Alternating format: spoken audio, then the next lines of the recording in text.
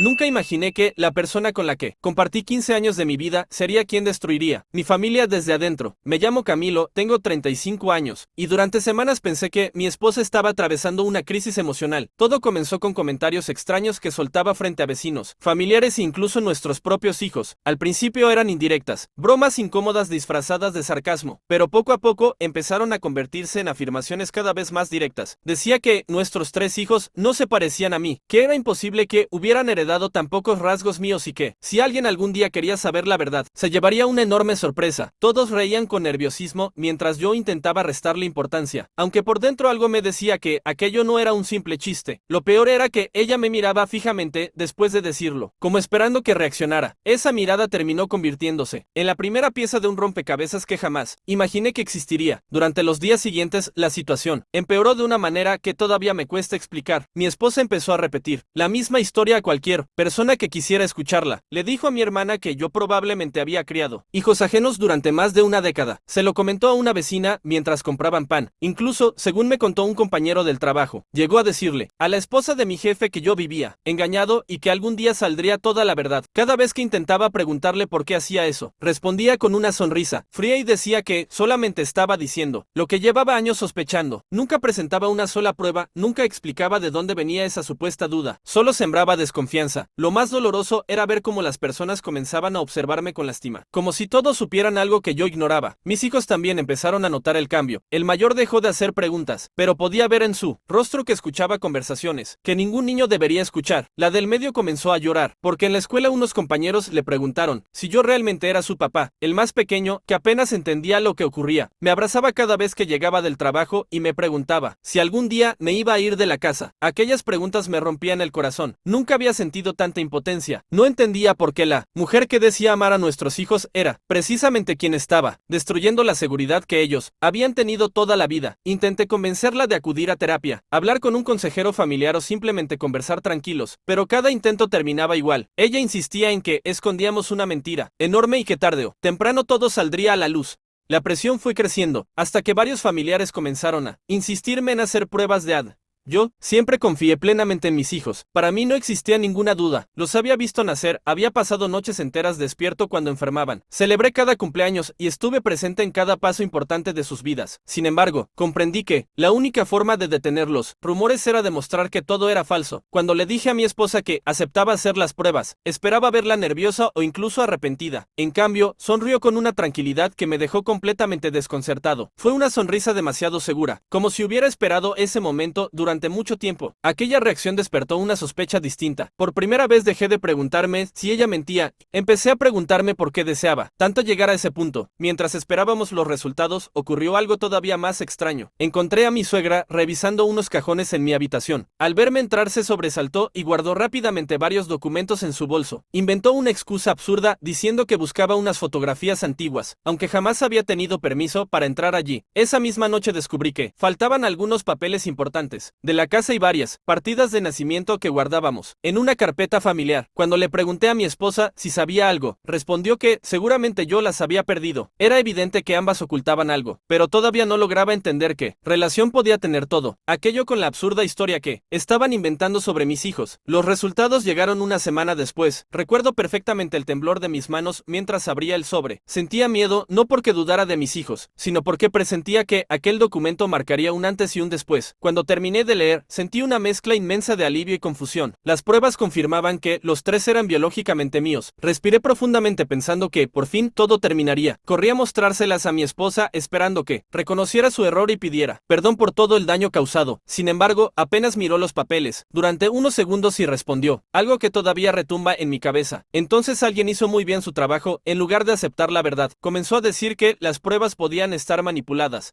Fue en ese momento cuando comprendí que aquello nunca había sido una duda sincera. Ella no buscaba descubrir la verdad, necesitaba que todos creyeran una mentira. Esa diferencia cambió por completo mi forma de ver la situación. Empecé a revisar conversaciones antiguas, cuentas bancarias y documentos familiares buscando alguna explicación. Fue entonces cuando encontré transferencias de dinero que nunca había autorizado hacia una cuenta cuyo titular desconocía. También descubrí llamadas frecuentes a un número registrado con otro nombre, pero que se realizaban siempre cuando yo estaba trabajando. Lo más inquietante era que esas llamadas llevaban más de 2 años ocurriendo. Cada nuevo hallazgo aumentaba mi sensación de que existía un plan mucho más grande detrás de todo aquello. Un viejo amigo que trabaja como investigador privado aceptó ayudarme discretamente. En pocos días consiguió información que jamás habría imaginado. El titular de la cuenta bancaria era un hombre llamado Mauricio. Al principio ese nombre no significaba nada para mí, hasta que vi una fotografía suya. Era un antiguo compañero de universidad de mi esposa, alguien de quien ella apenas había hablado un par de veces. Lo verdaderamente extraño fue descubrir que ambos se reunían con frecuencia en una cafetería, situada a varios kilómetros de nuestra casa. No se comportaban como amantes, no había gestos románticos ni muestras de cariño. Parecían dos personas organizando cuidadosamente algún tipo de estrategia. Aquello me desconcertó todavía más porque desmontaba la teoría más evidente y abría la puerta a un misterio mucho más peligroso. Decidí seguirlos personalmente una tarde. Los vi entrar en la oficina de un abogado especializado en divorcios y sucesiones. Esperé afuera durante casi 2 horas. Cuando salieron, Mauricio llevaba una carpeta llena de documentos y mi esposa parecía mucho más relajada que en semanas. Esa misma noche revisé nuevamente nuestros archivos y descubrí algo que nunca antes había considerado importante. Hacía varios meses ella insistía constantemente en cambiar el nombre de algunos bienes familiares y actualizar seguros de vida que llevaban años sin modificarse. En ese instante todas las piezas comenzaron a unirse. La campaña para convencer a todos de que mis hijos no eran míos no era un ataque impulsivo, era la preparación de algo mucho más calculado. Mi amigo consiguió acceder a información pública relacionada con el abogado. Descubrimos que habían iniciado consultas para demostrar que yo había sido víctima de un supuesto fraude familiar durante años. Si lograban convencer a suficientes personas de que yo no era el padre de los niños, podrían argumentar que había vivido bajo engaño permanente y presentar una separación con condiciones económicas muy distintas. Lo increíble era que mi esposa necesitaba que la mentira pareciera real incluso después de que existieran pruebas científicas demostrando lo contrario. Mientras más investigábamos, menos sentido tenía todo. Entonces apareció un dato que cambió absolutamente todo. Mauricio no era simplemente un antiguo amigo universitario, era hijo del contador que administró durante años la empresa de mi difunto padre. Al escuchar ese apellido sentí un escalofrío. Recordé conversaciones antiguas entre mi padre y su contador, discusiones que siempre terminaban abruptamente cuando yo entraba al despacho. Después de la muerte de mi padre, aquel hombre desapareció sin dejar rastro y nunca volvimos a saber de él. Mi amigo decidió investigar también ese pasado y encontró un expediente olvidado relacionado con una auditoría que jamás llegó a concluirse. Había sospechas de un importante desvío de dinero ocurrido casi 20 años atrás. El contador había evitado enfrentar la investigación porque falleció antes de que terminara el proceso. Mauricio había heredado no solo los documentos de su padre, sino también un enorme resentimiento contra mi familia. Pensé que aquello ya era suficientemente impactante, pero todavía faltaba el golpe más duro. Mi madre me llamó una noche completamente alterada y me pidió que fuera inmediatamente a su casa. Allí me mostró una caja llena de cartas antiguas que había encontrado mientras ordenaba el desván. Entre ellas había una dirigida a mi padre y escrita por el mismo contador décadas atrás. En esa carta confesaba que ambos habían participado en negocios poco transparentes y que, si algún día uno traicionaba al otro, existían documentos capaces de destruir a las dos familias. Mi padre nunca respondió a aquella carta, pero la conservó escondida durante años. Comprendí entonces que la historia que estaba viviendo había comenzado mucho antes de que yo conociera a mi esposa. Con ayuda del investigador, descubrimos la última pieza. Mi esposa había conocido toda esa información mucho antes de casarse conmigo. Su propia madre había sido secretaria en la empresa de mi padre y había encontrado copias de aquellos documentos. Durante años guardaron silencio, esperando el momento adecuado para utilizarlos.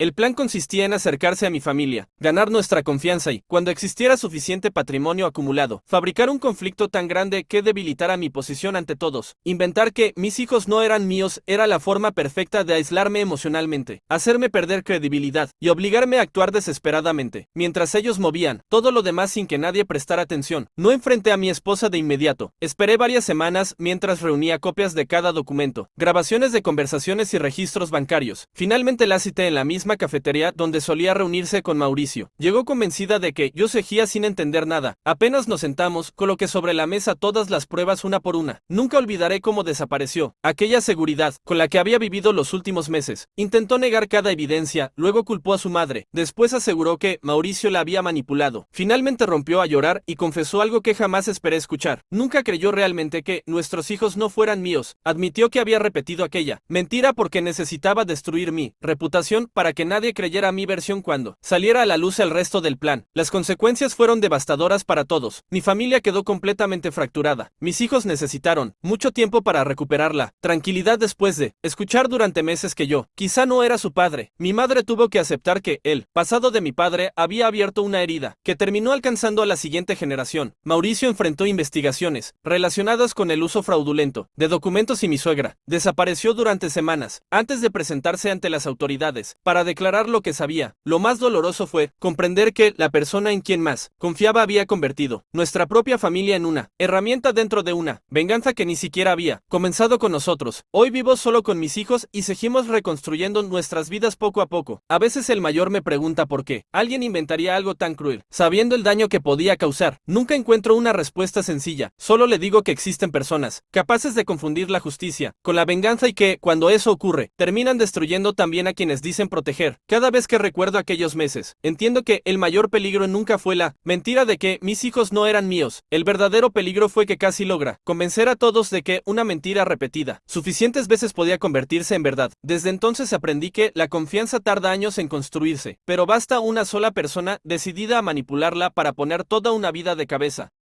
Muchas gracias si llegaste hasta aquí.